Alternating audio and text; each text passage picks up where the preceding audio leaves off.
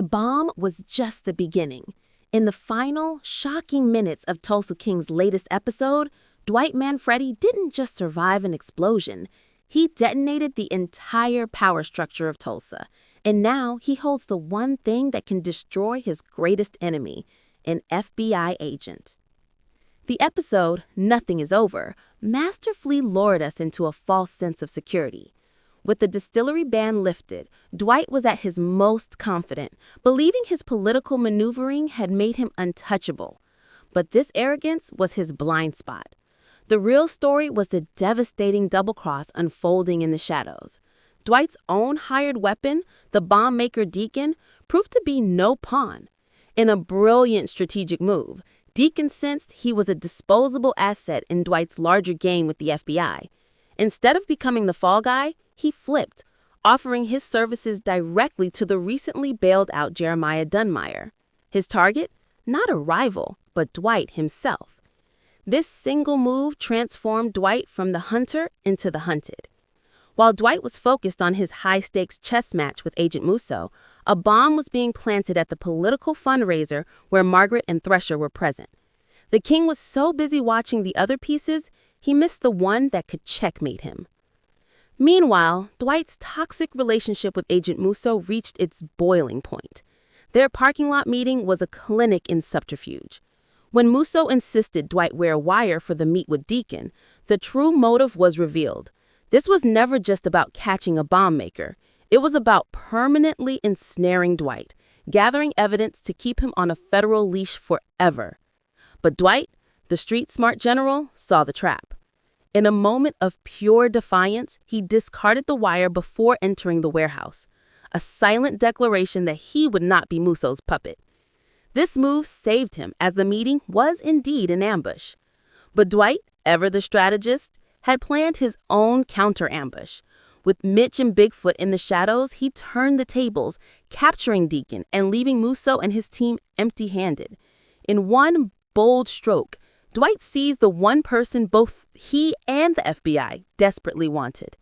The tension then shifted to a chilling interrogation in a secluded bourbon warehouse. This was Dwight Manfredi at his most brutally effective, calm, cold, and ruthless. The scene where he punches an American flag lapel pin into Deacon's face was more than just violence. It was a statement of ideology. Dwight, the old-school mafioso, sees himself as a purveyor of a twisted form of justice, and he viewed Deacon's chaotic terrorism as a perversion of their world's order. He efficiently extracted a full, taped confession, securing not just a victory but powerful insurance. However, his triumph was shattered by a single phone call. In a stunning twist of conscience, Cole Dunmire, abused and marginalized by his father, leaked the bomb plot to Spencer, who alerted Tyson. The call from Tyson delivered the one piece of intelligence Dwight's entire operation had missed. The bomb was at the hotel and it was live. The shock on Dwight's face was palpable. For the first time, he was completely out of the loop. His carefully laid plans rendered meaningless by Jeremiah's reckless violence. This triggered a desperate, unlikely alliance. Dwight immediately called his nemesis, Agent Musso. With no time for their power struggle, he put the bloody, broken Deacon on the phone to confirm the threat. The scene that followed was a masterpiece of chaos. Federal agents, local police, and Dwight's crew working in a frantic, synchronized race against time to evacuate the hotel. The massive explosion that followed wasn't just an attack. It was Jeremiah Dunmire's declaration that he would burn all of Tulsa to the ground to get to Dwight. In the midst of this, Cole was transformed from a bitter son into an unintended hero, his single act of decency saving countless lives, including Margaret and Thresher. The fallout from the explosion is where the true game-changing power shift occurred. The episode's final moments delivered a staggering reversal of fortune. As Musso desperately asks Dwight where Deacon is, Dwight simply smiles. He now holds all the cards: the bomb maker in custody, a taped confession detailing his extensive client list, and the undeniable leverage over a federal agent who failed to stop a domestic terror attack. Musso is no longer the handler, he is now the asset. Dwight Manfredi, through a combination of street smarts, brutality, and sheer luck, has just pocketed an FBI agent. This gives him a weapon of mass destruction against his enemies, Jeremiah chief among them. He can now use federal resources to his own ends, all while holding the threat of exposure over Musso's head. The title, Nothing is Over, has never been more fitting. The bomb was merely the exclamation point on a sentence that rewrote the entire season. Dwight may have saved the day, but he also proved to his political allies, Thresher and Margaret, that his world is one of unimaginable danger. He possesses ultimate leverage over the federal government, but his most dangerous enemy has proven to be a reckless anarchist who plays by no rules at all. The King of Tulsa stands atop a new, more powerful, and more precarious throne. The war is not over. It has just evolved into something far more terrifying and complex. The political and personal landscape of Tulsa has been irrevocably scarred by the blast.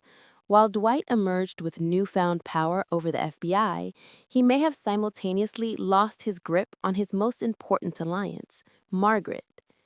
Thresher's warning to her at the fundraiser was a masterclass in political manipulation, preying on her desire for stability and legitimacy. He painted a stark picture. Her future is a ladder, and Dwight is a frayed rope tethering her to the ground. Surviving a bomb meant for him is the ultimate proof of his point. The look on Margaret's face as the dust settles isn't just shock. It's a dawning realization of the inescapable chaos that follows Dwight Manfredi. Her loyalty, once his bedrock, is now the season's biggest question mark. Will she see him as her protector or her primary liability? This internal conflict threatens to cripple Dwight far more effectively than any external enemy. Furthermore, the blast exposes the fundamental weakness in Dwight's legitimate empire. His bourbon business and political connections were a beautiful facade, but Jeremiah Dunmire didn't attack the distillery or the casino. He attacked a symbol of the political establishment. He proved that he can reach anywhere, turning Dwight's greatest victory, his political influence, into his greatest vulnerability. The explosion is a message to Thresher, Sackrider, and anyone else in power. Aligning with Dwight Manfredi makes you a target. This could trigger a political retreat, isolating Dwight just when he needs his allies the most. His empire, built on a delicate balance of crime and politics, is now dangerously unbalanced, leaning precariously towards the very underworld he tried to transcend. Nothing is Over concludes not with an ending, but with a terrifying new beginning. Dwight Manfredi, for the first time, is not in full control. He holds a nuclear option in his leverage over Musso, but he is surrounded by fracturing alliances and an enemy whose capacity for violence is limitless and unpredictable. Jeremiah Dunmire is not a strategist. He is an arsonist. You cannot play chess with an arsonist. They simply burn the board. Dwight's old-school rules of order and consequence mean nothing to him. The final shot of Dwight's sly smile is therefore not one of pure triumph, but of a man who has won a desperate battle by embracing the very chaos that threatens to consume him.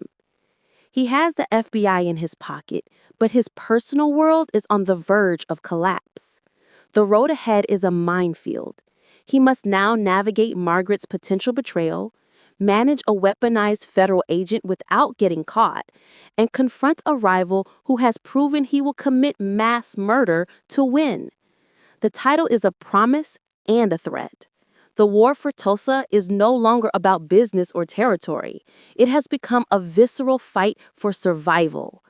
And Dwight has just been forced to become the most dangerous version of himself to see it through. The king is armed and dangerous, but his kingdom has never been more unstable.